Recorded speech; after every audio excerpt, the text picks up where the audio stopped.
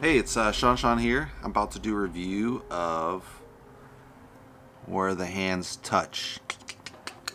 So this is another Holocaust story. It's more like a love story. So it's pretty interesting in the aspect that it has a German black girl who's of the mother's German, and I think the husband is French, maybe Algerian or something. I missed the beginning. This time it wasn't my fault though. They listed the movie wrong on Fandango. It's like, dude. And then I approached the movie owner. He's like, it's not my fault. They copied it wrong. Like, well, get it corrected, dude. You're gonna screw up your audience. Regardless, that has no impact on the film, right? So it has a love story between this black Algerian, French, German, and this kid who's joining. He's like a rising German soldier. He's being trained. Not necessarily Hitler Youth, but it's interesting because her brother is a younger age, so he's 6 or 7. He's just joining the Hitler Youth because he's forced to. There's no option to get around it. And the mother wants to kind of live in secret by moving to Berlin, where, you know, they figure the microscope is most drastic outside of Berlin versus inside where everything's already been swept clean, right? Doesn't always work that way. Probably they should have left the country, right? So, you know, the young couple meets and eventually, you know, they make that. But they slowly fall in love, so it has a kind of a nice love story to it in the sense that it's not the stereotypical, like, oh, the Jews are isolated and separated, and the Germans with the Germans, and the Germans with the Jews with the Jews. So it has this kind of nice gray area during the war. So you have these minorities who are black, but they're actually treated better than the Jews. So, you know, it's very strange because in America that would be the opposite. The Jews wouldn't be first class, they wouldn't be WASP, but they would be just right under there. Probably no discrimination, at least not in our time frame. There's probably a little bit, the jokes aside and all that, but generally they basically pass as white, kind of like in the Black Klansman they talk about this. So they have like really nice period dress. They cover the period really well as far as the costumes and the cars, and so that's kind of an easy no-brainer. You just get the right material together. One of the weird aspects of the film is maybe the director's a painter, or maybe she's just a really good photographer before this, but she's using this really beautiful light from the dusk light, or, you know, it's called golden hour in photography. So it's this light when it goes from high noon, and then once you get close to the sunset, the sun has to go through more clouds, so you get this really nice warm light, which is fine for, you know, building romance. That kind of makes sense, but they kind of have it through all the scenes. So later they're sent to labor camps by the Nazis, and they have this beautiful light, and you're like, dude, you're in the Holocaust, man. Are you supposed to be miserable versus this romantic light? I mean, obviously they're showing you as miserable, but with this beautiful light, so you're like, it just doesn't go together. I think the best way to do that was the way Spielberg did it in Schindler's List. I don't remember if they had necessarily a lot of daylight in that film, but it was a lot of darkness, right? So the darkness reinforces it's a dark theme movie, and the rain reinforces that people are in mourning, they're in terror. They're being, so the weather itself is an element here. The weather's just taken like, oh, it's a nice German day, and it gives you a really false reading, especially when you get to the third act of the movie. So they probably should have changed that. Just, they could still show the romance or whatever, but it just doesn't wear right. And so the really nice part about this, outside if you skip the light issue, I would say, is you got both sides of the issue in this really gray area where you have a German who's like the pure Aryan white guy, pure German blood, and he's falling in love with this mixed descent girl. And so that has a really nice gray area where this falls between all of the blood rules and everything that comes into effect when Hitler comes to power, and he makes it more and more tight for the Jews, and he also starts excluding other ethnicities. You have to be pure Aryan blood, so it goes back 3 generations to be at the top, to be at the SS, other the highest forms of German government at this point. So they really tap into that as far as you see, you know, first the Jews are rounded up, and then the undesirables are kind of rounded up, and then they go, you know, they keep going further down, right? So obviously they're right in that undesirable. They're still above status of the Jews, but, you know, after, you know, the Jews, once SS comes up and burns up her paperwork, her birth certificate, so she can't even prove she's born in Germany, which is crazy.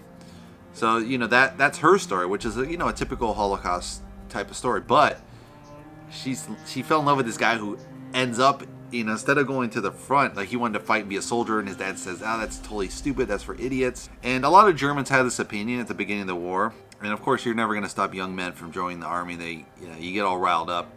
Like you could see it in America after 9/11, a lot of people joined up, even smart people. I had a friend who joined, and he's a really smart guy, but he joined to go fight, Al Qaeda and all this stuff. And so people get riled up with wars, and they join, patriotism and all that stuff just hits you. Otherwise, you feel like a coward for the rest of your life. So it's like coward, or how can you live with yourself, right? So it's like your moral character, strength. So this guy's like, oh, I want to go fight the war. It's the right thing to do. We're going to correct all the wrongs done to us by France and these other people, maybe the Jews. But instead, his dad has always kind of soft-toed this and figured out a way to survive through the war. And so his dad is part of the army again, but then he gets a position in the SS camps, right? So that's the safest part. You're right in the back of the warfare. The war's way out here, and you're way inside of Germany or inside of Eastern Poland. And the camps are getting retracted as they lose the war, but you're basically the safest area, right? Because you're untouchable. You're inside a prison camp. It's basically a safe job. And he's gotten a job for his son, who loves this mixed descent girl, and so it's really terrible because he's, his whole morality is being torn apart because he wanted to go fight the war and, fight in a noble cause where you kill people on the battlefield, not kill your own citizens, And so they kind of bring up this conversation of not only rounded up Jews from other countries, they also rounded up their own Jewish citizens from Germany, which had the largest Jewish population at the time. And they round up all these other ethnicities that are also fellow citizens. They might be communists. A lot of the political people were either rounded up and killed or just rounded up. Unfavorable generals later, etc. So this kind of touches one of those elements in the sense like this mixed descent race. They're not Jewish, but they are in the undesirable category. So you kind of see how this plays out through the war. So it has a really nice aspect. Another aspect I would have changed, I think they covered a little bit, is kind of the buildup of the rise of the fear. They cover this somewhat, and I think it works in the story, but I think I would have put up, show them putting up the posters, show them spray painting, showing them breaking the glass. And they do show some scenes, but I kind of felt like there could be more. If you read the book In the Garden of Beasts, which I have I'll have linked below. It's a really great book of the U.S. ambassador who lives in Germany during the Third Reich, which is crazy. No one wanted that position, so he ended up with it. So this guy that was never going to be chosen as ambassador gets chosen because it's the least desirable position, which is weird because normally Germany would be one of the highest positions to be chosen outside of wartime. But because it was the Nazi regime, no one wanted to be there. So he goes there, and his daughter dates like an SS, and she dates a Russian KGB, and it's totally crazy, right? But that story really shows how they feel the walls closing in of the dehumanization's happening and the fear that's happening. And that book really, you get really the feel of it. And this movie, they show scenes, but I don't really feel the fear. I also don't feel the threat of war. They do show some, bombing at the end of the film when they're in the death camps, and there's, they got the warcraft going over. So it just feels, I think it's because of the lighting, more or less. The lighting kind of throws you off, and so it's like, oh, look, there's fireworks, versus, oh my God, they're bombing us, right? So it really makes a difference how you show. They obviously bombed during the daytime, but a lot of the bombing was done at night, so it wouldn't be seen. So this is really crucial to show the bombing during the nighttime and the fear that's rising up with the people. I think they did an okay job. This actress was... she played before in The Hunger Games, which I really love, and she played Rue, which was this little girl who got hunted down, and she was this pacifist little girl, and Katniss takes her under her arm, and so I was like, oh yeah, Rue, she survived. Now she's in Germany. Oh my God, what are you doing there? I think she does a good job. A lot of the scenes are believable, like with the mother-daughter. She's definitely not as strong as Jennifer Lawrence, but she was a pretty good actress.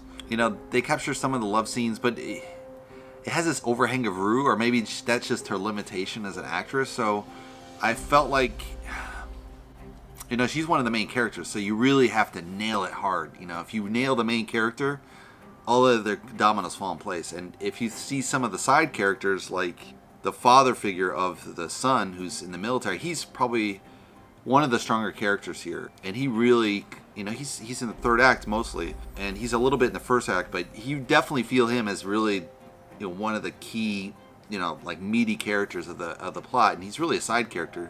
So he really shouldn't be able to overcast the main character. Now she is a kid, and he's like an older actor, so of course he's had years to develop his craft, right? So there's some of that going on, but generally you want to get really good kid actors that can play these parts. And I feel like she's there, but and it's a good role for her in the sense that she's breaking the stereotype of Rue, this innocent kid, and now it's getting a little more saucier and dicier role, and it's a really nice meaty role. So I understand why she took the role. I don't know if her acting's all the way there. I think it's pretty good, but it's not exactly there. I think it might have just been the directing with this weird lighting. But overall, I think the movie's pretty good. Yeah, I mean, due to this lighting, you get kind of this feel in the third act of, the Nazis kind of not the bad guys. And you're like, dude, they're in the death camps, dude. They're shooting people. And maybe there were some SS officers that weren't as gruesome as others. And I could definitely believe that. There would be like some real psychopath in the death camps, and there might be normal people, and they just kind of, march people along, but don't necessarily shoot people unless they really have to. But again, you're kind of lightening up the Holocaust, and playing the Holocaust as the good guys. It's a fact. There would have been people kind of neutral in the middle, and in a way, the director's kind of capturing this really grayness around, some of the Nazis, grayness around some of the other characters. They may or may not be good. Another thing they kind of skip over, they touch a little bit, is like stealing food and how crucial this would have been to your survival. And Lena, the main character, is surviving because she's a cook's assistant. So she's in the kitchen. She has more access to more food, right? So she's eating better. And then, of course, her lover, he's bringing her food too once he realizes she's pregnant. And then it's weird in the end of the movie. They all survive. So you're like, really? They all survived the war? Come on, man. It's possible, but if you go to the labor camps, and would she have survived the war pregnant? I don't know.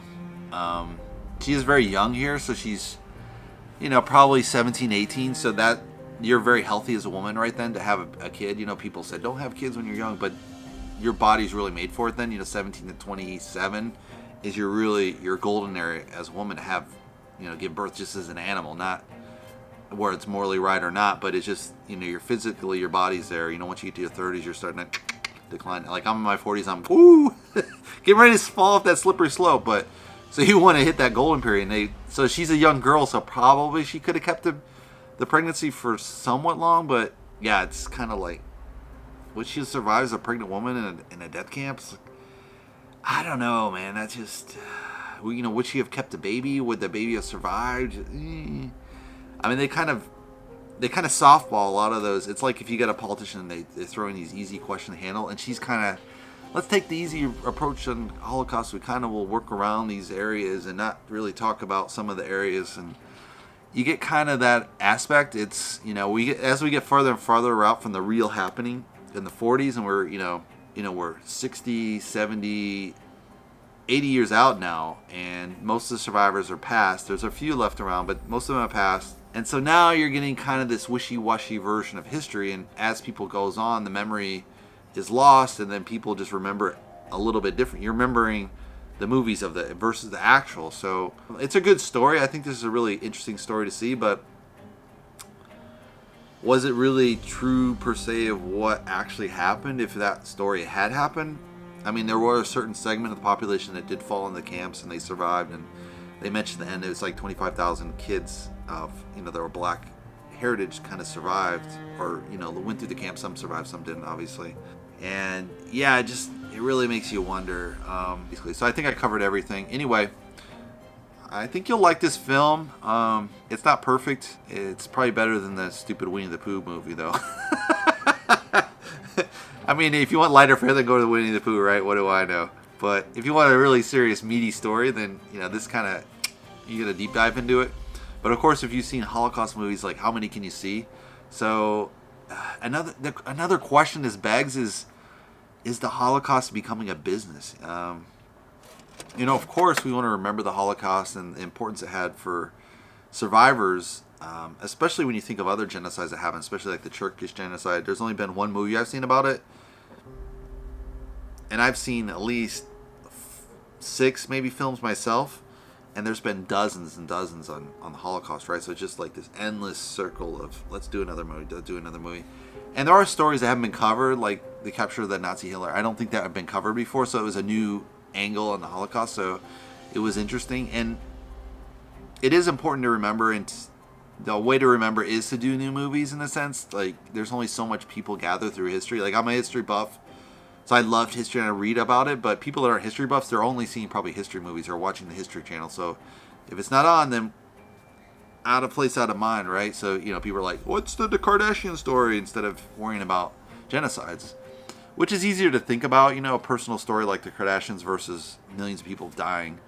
It's just unfathomable for the human mind, so you really can't capture it in your mind. So usually you just kind of out of sight, out of mind. And it's just so hard to capture in your brain. You're just like the numbers. Once you get past 10,000, you're like, what does a million mean? I mean, if you're a millionaire, you know what it means, but do you really know what it means? You know, it's such a crazy large number. So, you know, as it's becoming a business, it's kind of, especially when you see all the Holocaust museums, all this stuff, and it's great that they're showing that and then getting people to remember that, but it just seems, I don't know, it's starting to look like a business, you know, and, you know, it should be remembered. So I don't know how you approach that, you know, where do you pull the plug and be like, we've covered it, dude. You know, it is a great topic to talk about, and there's a lot of stories to be told. So I think if you find new stories like this, it's tellable and relatable, and it's always like a meaty story. I mean, that's why World War II stories are done so often. There's just so much material there, you know, different battles fought, the Allies, the Axis, Japan, and all the different prison camps, labor situations there, the Russian atrocities, how the Russians suffered. You know, there's lots and lots and lots and lots of stories there. So, you know, it's fair game as a movie because, you know, especially if you think, oh, I'm going to see the next Terminator, I'm going to see the next, you know, just these repeat movies like Alien, like 26 or something. You know, it's like, dude, you already killed Alien. Just move on to the next, you know, make a new Alien movie. You know, I mean, not an Alien movie, but some new ET movie or whatever. A whole different version. You know, it's not that hard. But yeah, they just keep repeating the same old theme. So it's nice to see they're historical films, but a new angle maybe you haven't seen yet. So it's pretty interesting. I don't think it would be a movie that would represent the Holocaust as a whole very well. It's kind of a side angle story, and I would, you know, recommend maybe a Schindler's List or, you know, something more in the meat. This definitely covers the meat of the Holocaust and an angle on it, but I don't know. You just need those other stories, I think. But anyway, that's my take on the movie. Hope you guys like it. If you want to subscribe, you can subscribe below. And hope to see you in the next video. Thanks for watching.